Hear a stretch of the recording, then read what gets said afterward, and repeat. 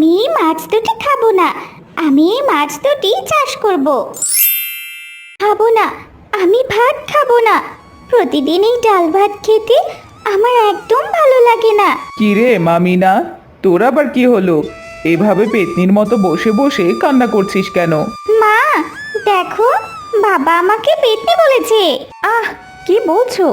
তোমাদের প্রতিদিন এই বাবা মেয়ের ঝগড়া আর ভালো লাগে না। পেতনির মতো কাটবো না তো কি করব? প্রতিদিন যে তুমি এত এত মাছ ধরে আনো, তুমি সেই মাছগুলো কি করো বাবা? এত এত মাছ ধরে আনো, তারপরে আমু ভাত খেতে এলে মাছ পায় না। তুমি এত এত মাছ কি করো বাবা? শুনো শেফা, তুমি তোমার মেয়ের কথা শুনো। মাছ ধরে যদি বাজারে বিক্রি না করি, তাহলে এই চাল ডাল কি করে আনবো বলো তো? থাক বাবা, তোমাকে আর মাছ আনতে হবে না। আমি এই ডাল দিয়েই ভাত খাবো। আমি আর কখনো মাছ দিয়ে ভাত খেতে চাইবো না বাবা। শোনো শেফা, তুমি তোমার বুকা মেয়ের কথা শুনো। না রে মা, তুই কান্না করিস না। আমি আগামীকাল মাছ ধরে আনবো। সব মাছ বিক্রি করব না, সবগুলো মাছই আমরা আমাদের খাওয়ার জন্য রেখে দেব। তুই আর কান্না করিস না রে মা। আমার লক্ষ্মী বাবা। এই তো বাবা, তুমি বুঝতে পেরেছো। কি মজা, কি মজা! আমি মাছ দিয়ে ভাত খাবো। কি মজা, কি মজা! এর পরের দিন মিচকে শিয়াল নদীতে চলে যায় মাছ ধরার জন্য। এরপর মিচকে শিয়াল নদীতে জাল ফেলে। জাল ফেলে মিচকে শিয়াল একটিও মাছ পায় না। তখন সে মাছ ধরতে না পেরে হতাশ হয়ে যায়। হায় হায় হায়, একটাও মাছ ধরতে পারলাম না।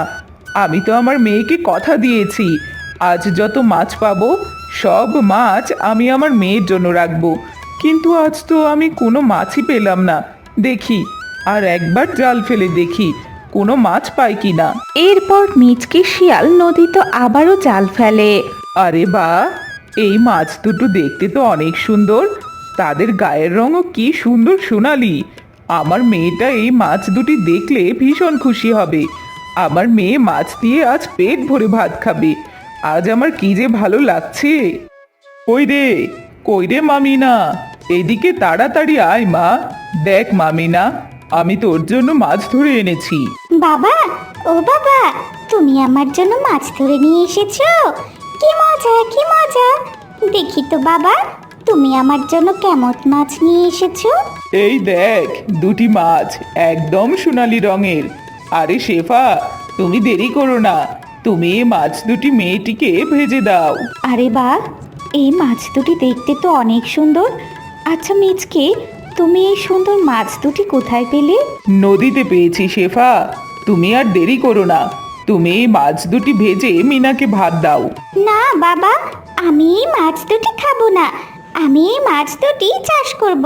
শুনো গিন্নি, তুমি তোমার মেয়ের কথা শুনো। আচ্ছা মিনা, তুই যে মাছগুলো চাষ করবি, আমাদের কি পুকুর আছে রে? পুকুর নেই তো কি হয়েছে বাবা? আমরা যে এই লাউ গাছটা চাষ করেছি, তার নিচে তো পানি দেওয়া আছে। আমরা এই পানিতেই মাছ দুটি চাষ করব। আমরা এই মাছ দুটি এই লাউ পুকুরে চাষ করব বাবা। হ্যাঁ গো মিনার বাবা, আমাদের মিনার অনেক বুদ্ধি আছে।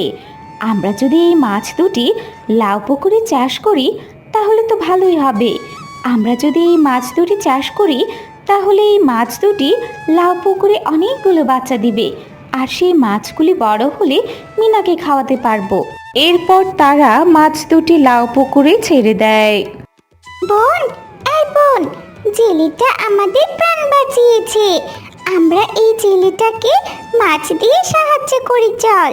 আমরা যদি মাছ দিয়ে এই জেলেটাকে সাহায্য করি, তাহলে জেলে এই মাছ বিক্রি করে জেলে ও তার পরিবার নিয়ে অনেক সুখে শান্তিতে বসবাস করতে পারবে রে। আমি কি দেখছি? এই মাছ দুটি একদিনে এতগুলো মাছ দিল। আজ থেকে আমি এই লাউ পুকুরে মাছগুলি চাষ করব। আমি বরং এই মাছগুলি বাজারে নিয়ে যাই। এরপর মিচকে শিয়াল সেই পুকুর থেকে মাছ ধরে এক ঝুড়ি মাছ নিয়ে বাজারে বিক্রি করতে চলে যায়।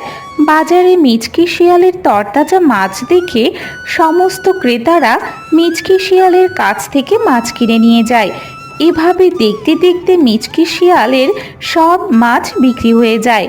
এরপর মিচকে শিয়াল খুশি মনে মাছ বিক্রি করে বাড়ি ফিরে আসে। ওগো, কি ব্যাপার? আজ তোমাকে এত খুশি খুশি দেখাচ্ছে কেন? খুশি হব না তো কি করব গিন্নি, আজ এতদিন পরে এতগুলি মাছ বাজারে নিয়ে বিক্রি করে এলাম। আচ্ছা শেফা, তুমি আমাকে ভাত দাও তো দেখি, পরে কথা বলবো, আমার অনেক খিদে পেয়েছে। আরে শেফা, তুমি আজ এত ভালো ভালো রান্না করেছো বাড়িতে, তা তুমি বুঝি মাছ দেখে খুশিতে আত্মহারা হয়ে গেছো? বাবা, কি যে বলো, বাড়িতে যদি একটা মাছের পুকুর থাকে তাহলে তো বাড়িতে এত এত মাছের তরকারি রান্না হবেই। এইভাবে মাছ দুটি প্রতিদিন পুকুরে অনেক অনেক মাছ দিতে লাগলো। আরে শেফা ভাবি, তোমরা তো দেখি বাড়িতেই মাছ চাষ করছো। তা শেফা ভাবি, তোমরা তোমাদের পুকুর থেকে এই সোনালী মাছ দুটি আমাকে দিবে? আমিও আমাদের বাড়িতে মাছ চাষ করব। ঠিক আছে মুন্নি ভাবি, তুমি বরং কাল এসে এই পুকুর থেকে মাছ দুটি নিয়ে যেও। এই কথা শুনে মুন্নি শিয়ালিনী সেখান থেকে চলে যায়। বোন, এবার আমাদের কি হবে? আমার না এই শিয়ালিনীকে ভীষণ লোভী মনে হচ্ছে। এখন যে আমাদের কি হবে? এই শিয়ালিনী যদি আমাদের কোনো ক্ষতি করে দেয়? তুই ঠিকই বলেছিস বোন, আমাদের মনে হয় দিন এখানেই শেষ হয়ে যাবে। জাদুর মাছ দুটির কথা মিনা দূরে দাঁড়িয়ে শুনে ফেলল। আরে, তোমরা মাছেরা কথা বলতে পারো? তোমরা কোনো চিন্তা করো না, আমি তোমাদের সব কথা শুনেছি। তোমরা আমাকে বলো, তোমরা কোথায় নিরাপদ? আমি সেখানেই তোমাদের দিয়ে আসবো। আমরা জাদুর মাছ, আমরাই তোমাদের প্রতিদিন জাদুর মাছ দিয়ে সাহায্য করতাম, আর এত এত মাছ তোমাদের উপহার দিতাম। তুমি যদি আমাদের নদীতে দিয়ে আসো তাহলে আমরা ওখানেই নিরাপদ থাকবো। ঠিক আছে, তোমরা কোনো চিন্তা করো না, আমি এখনই তোমাদের নদীতে দিয়ে আসবো।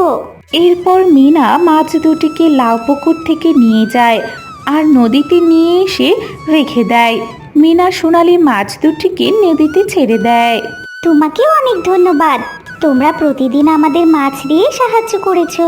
আমরা তোমাদের লাউ পুকুরে যে মাছগুলো দিয়ে এসেছি সেই মাছগুলো ভালোভাবে চাষ করো। ওই মাছগুলো জাদুর মাছ, ওই মাছগুলো কখনোই শেষ হবে না। আমরা এখন আসি। এই কথা বলে মাছ দুটি সেখান থেকে বিদায় নিয়ে চলে যায়। না জানি ওই সোনালী মাছ দুটোর কত কষ্ট হয়েছে, এভাবে প্রতিদিন কত কত মাছ দিয়ে আমাদের সাহায্য করেছে। যাই হোক, ভালোই হয়েছে, মাছ দুটো নদীতে নিরাপদ থাকবে। হ্যাঁ রে মামিনা, তুই মন খারাপ করিস না, আমরা এই জাদুর মাছের দেওয়া মাছের উপহার অনেক যত্ন করে আমাদের লাউ পুকুরে চাষ করব। আর এই লাউ পুকুরের মাছ চাষ করে মাছ আমরা বাজারে বিক্রি করব। আর এই মাছ বাজারে বিক্রি করলে আমাদের সংসার ভালোভাবেই চলে যাবে রে মা।